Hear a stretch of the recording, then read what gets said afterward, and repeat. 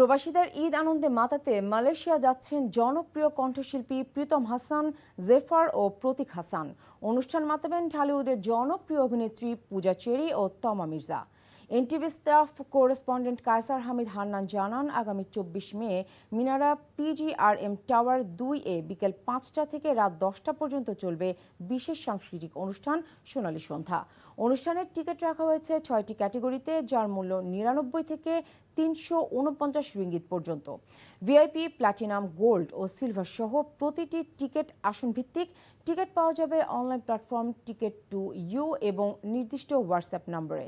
অনুষ্ঠানটির media partner দেশের জনপ্রিয় টিভি চ্যানেল NTV।